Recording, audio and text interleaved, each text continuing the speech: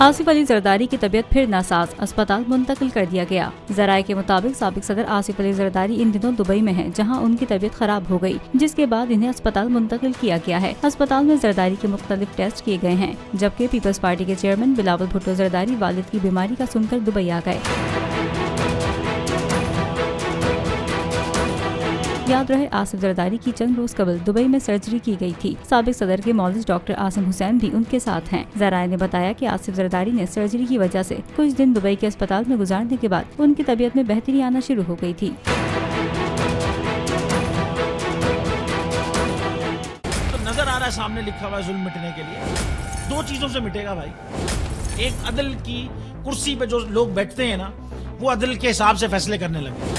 दूसरा, कौम निकल खड़ी है उस जुल्म के खिलाफ, तो जुल्म खत्म हो जाएगा। या इन दोनों में से कोई एक चीज हो जाए या दोनों हो जाए। अगर 420 का मुकदमा था, उस वक्त अदलिया में जो लोग बैठे हुए केस देख रहे थे, वो पूछते ना यार चीट हुआ कौन है।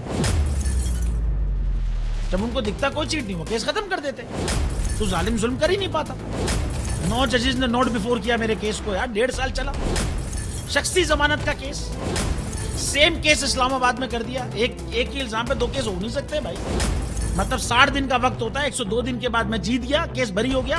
102 दिन के बाद अपील फाइल की, एक्सेप्ट कर ली। नहीं करते ना एक्सेप्ट, खत्म हो जाता ना जुल्म यार। भरी अदालत में मुझे बरी कर दिया, फिर पता नहीं क्या हुआ, 2.5 घंटे बाद का नोट बिफोर। मैं नहीं सुनता ये केस, खड़े रहते अपने फैसले पे, मिट जाता जुल्म। अल्लाह ताला ने बिठाया इन कुर्सियों पे इनको यार, ये अल्लाह ताला की तरफ से फैसले कर रहे हैं। तो या तो ये फैसले आएंगे, जुल्म मिट जाएगा, या कौम खड़ी हो जाएगी जुल्म के खिलाफ।